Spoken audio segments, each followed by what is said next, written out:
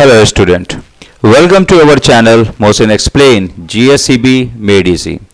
In this video we are going to discuss the question answer of chapter 10 India Agriculture, subject Social Science, Standard 10th Gujarat Board. Now the second question is state the institutional reform made in agriculture field in India. अब हम यहाँ पे जानेंगे कि हमारी भारतीय सरकार ने, जो हमारे देश की जो सरकार है, उन्हें किस तरीके से संस्थाओं में बदलाव लाके हमारे देश की एग्रीकल्चर को इम्प्रूव करने की कोशिश की है. तो चलिए, in India the state and the central government had made a important reform in the at institutional level. अब यहाँ पे हमारी जो राज्य सरकार और केंद्र सरकार ने बहुत बड़े बड़े रिफॉर्म लाए हैं इंस्टीट्यूशनल लेवल पे. चलिए हम सबसे पहले जानते हैं, by abolishing the landlord system, यानी जमींदारी सिस्टम को खत्म करके government has stop the exploitation of the farmer. The land tiller have been given right to become the owner of the land under land to the tiller land tenancy act. अब यहाँ पे सरकार ने क्या किया है, सबसे पहले तो लैंडलॉर्ड सिस्टम को खत्म किया, जहाँ पे जो किसान पहले किसी के यहाँ पे काम करते थे, दूसरे की जमीन पे मेहनत करते थे, वहां पे सरकार ने उनको जमीन दे दी है. अगर लीगल है तो नहीं दी है, अगर इलीगल तरीके से जमींदार ने कब्जा किया हुआ है तो उनको फ्री कराया है, और इस तरह से लैंड टेनेंसी एक्ट लाके उनको जमीन दी है ताकि वो लोग उस पर खेती बाड़ी कर सकें. नेक्स्ट है, the disparity among the land owner is remove by the land ceiling act. अब यहाँ पे अगर देखा जाए तो जो पहले के ज़माने के अगर देखा जाए, देश आज़ाद हुआ था तो यहाँ पे हमारे दो टाइप के किसान होते थे. एक किसान ऐसे होते थे जिनके पास सैकड़ों एकड़ ज़मीन होती थी, और कुछ किसान ऐसे जिनके पास 2-3 एकड़.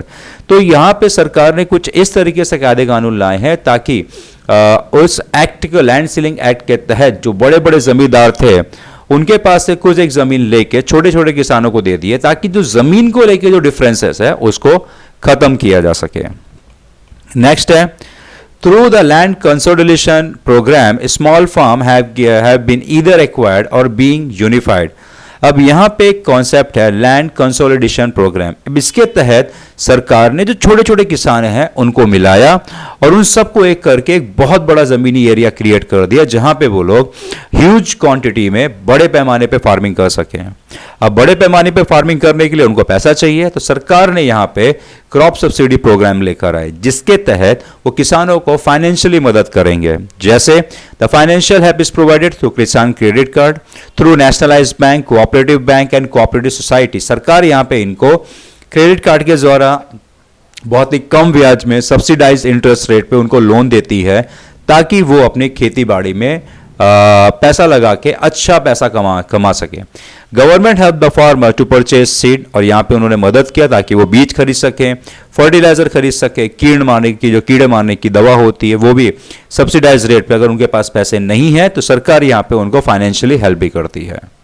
नाउ ये हो गया भी किसान को किस तरीके से फाइनेंशियल हेल्प. नेक्स्ट, उनकी प्रोटेक्शन के लिए through prime minister crop insurance scheme the farmer are provided with the crop insurance. यहाँ पे सरकार उनको इंश्योरेंस भी प्रोवाइड देती है, ताकि when the crop fail due to the either drought or excessive rain, सूखा पड़ने की वजह से या बहुत ज़्यादा बारिश होने की वजह से किसानों की फसल अगर बर्बाद हो जाती है, तो prime minister crop insurance scheme के तहत उनको इंश्योरेंस का पैसा मिल जाएगा, जिससे वो एटलीस्ट दोबारा आराम से अपनी खेती बाड़ी कर सके और अपने परिवार वालों को सपोर्ट कर सकें.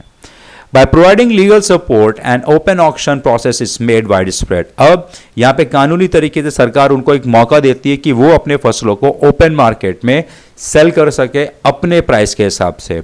और इसके साथ में सरकार ने यार्ड भी बनाए हुए हैं, जैसे कोऑपरेटिव सोसाइटी और market association, so that the farmer would get the minimum support price from their farm.